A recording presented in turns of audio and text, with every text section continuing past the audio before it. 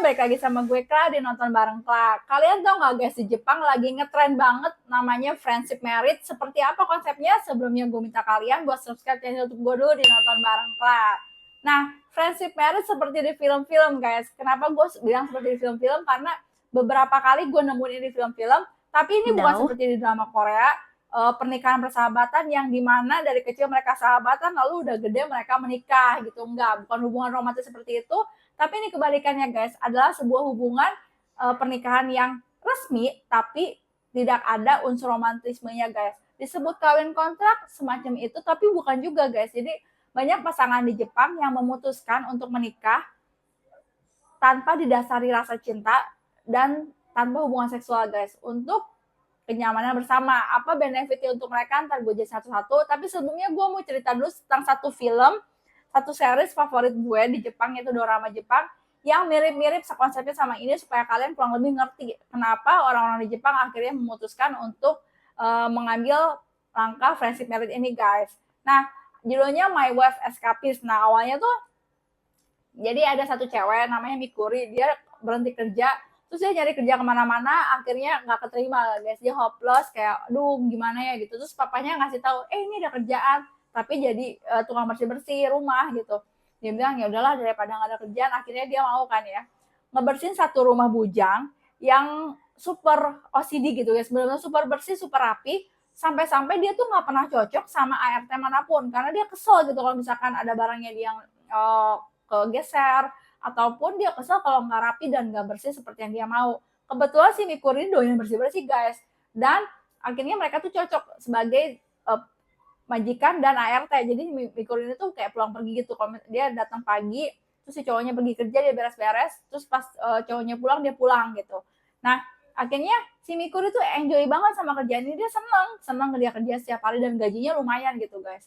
Nah, akhirnya suatu ketika papahnya tiba-tiba harus pindah ke desa, dia nggak mau ikut guys, dia nggak mau ikut, dia masih pengen tinggal di kota, tapi kan nggak bisa, rumahnya udah nggak ada gitu. Akhirnya dia tiba-tiba punya ide gila, dia mau ngajakin si cowok ini kawin kontrak. Jadi semacam itulah guys, mereka menikah tapi tanpa ada hubungan rasa gitu, tanpa hubungan romantisme, tanpa ada hubungan seksual. Kalau di sini emang konsepnya masih berupa kawin kontrak gitu. Nah, akhirnya si cowok ini kan orangnya logis banget, dia tuh kerja sibuk banget. Setelah dia pikir-pikir, banyak benefit yang bisa dia dapat, kayak misalkan rumah gue jadi bersih guys gitu kan, karena gue susah banget nyari orang yang bisa bersihin rumah gue, sedangkan gue sendiri super sibuk dan gue pengen pulang dengan keadaan rumah gue bersih, rapi, nggak ada sampah segala macem gitu, dan gue nggak ada waktu buat itu. Tapi ada orang yang cocok nih kebetulan, dan susahnya nemu orang yang cocok bisa bersihin rumah gue dan nggak ngeganggu gue sama sekali gitu. Akhirnya ya udahlah, si cowok ini setuju, jadi ntar si cewek ini tetap digaji, tapi untuk pengeluaran bulanan tuh mereka split bill gitu, apa aja yang harus dibayar, kayak misalkan listrik mereka bagi dua, terus makanan mereka masing-masing, jadi benar-benar enjoy aja. Jadi buat temen hidup satu rumah. Cuma namanya dorama ya guys, namanya series film, pasti dibikin ujung-ujungnya ada romantisme lah guys, akhirnya mereka saling suka gitu ceritanya kalau di sini. Cuman dari sini gue tarik lagi kesimpulan ke konsep friendship marriage ini, ternyata banyak benefit yang didapat dari konsep ini, makanya banyak sekali anak muda di Jepang yang menerapkan konsep ini. Seperti kita tahu ya guys, kalau misalkan di Jepang dan di Korea itu lagi krisis banget anak kecil, krisis bayi, jadi angka kelahiran benar-benar menurun drastis. Nggak cuma di Jepang dan Korea guys, di Indonesia pun masalahnya sama, angka kelahiran menurun. Kenapa? Pemerintah takut, padahal jumlah penduduknya masih banyak, karena suatu negara maju itu generasi mudanya harus lebih banyak daripada generasi tua, karena kan generasi muda itu penerus bangsa gitu guys ya. Dan lebih khawatirnya lagi di Jepang sama Korea itu benar-benar udah di tahap minus, sampai banyak sekolah TK yang tutup, banyak sekolah-sekolah yang benar-benar udah, kalian bakal sedikit nemuin anak kecil di Jepang gitu. Bahkan sampai pemerintahnya ngasih uang besar banget untuk orang-orang yang mau punya anak, sampai banyak bikin peraturan yang menguntungkan orang-orang yang mau menikah. Salah satunya adalah keringanan pajak untuk orang yang berkeluarga. Nah, ini salah satunya yang mereka terapkan di friendship marriage ini. Mereka menikah secara hukum. Di secara hukum mereka kan, oh mereka ini resmi pasangan suami istri. Hasil pajak mereka yang dibayarkan kepada negara lebih sedikit dibanding kalau mereka single. Itu keuntungan pertama guys. Keuntungan kedua, mereka punya teman gitu ya. Ya kalau misalnya ke rumah ada orang lah gitu, terus biaya hidup mereka jadi nggak terlalu berat, karena kan kayak rumah bagi dua bayarnya gitu.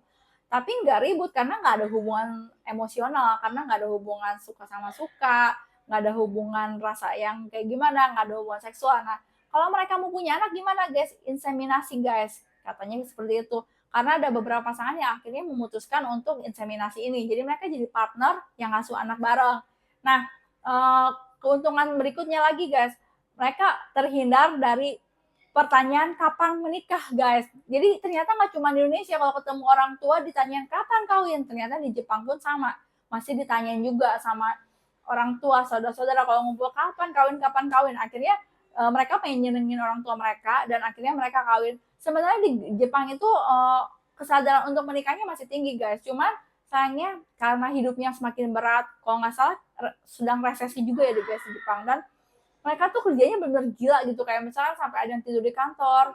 Jadi mereka tuh nggak mau menikah tuh karena mereka nggak ada waktu guys, nggak ada waktu buat kenalan sama cewek, nggak ada waktu buat kenalan sama cowok. Terus mereka mikirin kalau gue nikah nanti gue aja sendiri susah ngehidupin gue, gimana ngehidupin anak-anak gitu. Terus mereka udah pusing kalau nyampe rumah terus harus berantem sama pasangan gitu. Dengan friendship marriage ini mereka kan nggak ada hubungan kayak rasa yang lebih gimana, jadi mengurangi berantem gitu, mengurangi konflik dengan tinggal bersama orang yang ya partner gitu, teman hidup, benar-benar teman hidup. Ada juga katanya kalau di China kasusnya beda lagi. Jadi sahabat-sahabat yang dari kecil udah sahabatan, mereka akhirnya mutusin untuk tinggal bersama. Jadi ya itu biaya hidup di rumah lebih ringan. Terus daripada disebut kumpul-kumpul ya mereka daftarin aja menikah, tapi mereka nggak ada hubungan seksual gitu. Jadi nggak ada rasa cemburu gitu, dan mereka boleh punya pasangan di luar mereka karena udah perjanjian di awal. Terus sebelumnya kan mereka bikin perjanjian banyak banget, dan kalau mereka ikutin perjanjian itu ya aman gitu sebenarnya. Nah, berhasil apa enggak? Banyak yang berhasil, tapi enggak sedikit juga guys yang akhirnya bercerai karena ya mungkin hambar juga ya guys menikah tinggal sama orang yang nggak ada rasa gitu. Tapi menurut gue sih ujung-ujungnya ada juga yang kayak di film My Wife Escapist, yang karena mereka tiap hari ketemu ya guys, muncullah rasa suka. Kayak misalkan kalau cowok sama cewek kebanyakan barengan gitu, makanya susah banget nemuin cewek sama cowok sahabatan, akhirnya mereka menikah juga gitu, akhirnya mereka saling suka juga, kurang lebih seperti itu guys menurut gue. Jadi tren ini benar-benar lagi viral banget di Jepang, entah hal yang positif atau negatif ya guys, bingung juga ya gitu. Jadi mungkin mereka ya itulah banyak benefit yang didapat, mengurangi konflik rumah tangga yang seperti kita tahu gitu, mengurangi stres juga gitu. Tapi ya hambar gitu guys, kalau misalnya menikah sama orang yang kita sama-sama suka kan pasti walaupun ada ributnya tapi banyak senengnya juga sebenarnya gitu guys. Mungkin konsep seperti itu susah mereka dapetin ya karena itu kayak gue bilang tadi, mereka sangat sibuk sama keseharian mereka gitu, sampai akhirnya buat diri mereka pun sebenarnya mereka kurang gitu. Kalau kita lihat di Jepang benar-benar jalan aja cepet banget, nggak kayak di sini kan masih bisa santai, masih bisa bilang on the way padahal masih mandi gitu, beda banget kan gitu konsepnya. Jadi ya mungkin beda kebudayaan, tapi emang prinsip menurunnya generasi baru sih cukup mengkhawatirkan ya. Jadi emang inseminasi gimana ya, gue jadi bingung ya bilangnya ini baik apa enggak ya, tapi ya jadi ada generasi baru, cuman ya anaknya lahir dari orang tua yang tidak saling mencintai gitu, jadi bingung juga gitu. Kurang lebih seperti itulah guys, tren lagi rame di Jepang. Segitu yang gue bahas hari ini, thank you udah nonton. Kalian boleh nonton My Wife Escapist guys, benar-benar lucu dan menghibur sekali di Netflix guys, gue suka banget. Bahkan katanya artis aslinya guys ya, artis aslinya tuh penyanyi. Akhirnya gue tuh Higashino itu gue sampai nyari lagu-lagunya tuh bagus-bagus, ternyata dia tuh ngejar-ngejar si artis ceweknya ini yang jadi Mikur ini, akhirnya di dunia nyata mereka pun menikah gitu guys, lucu banget. Terima kasih udah nonton, balik lagi di konten gue berikutnya, bye.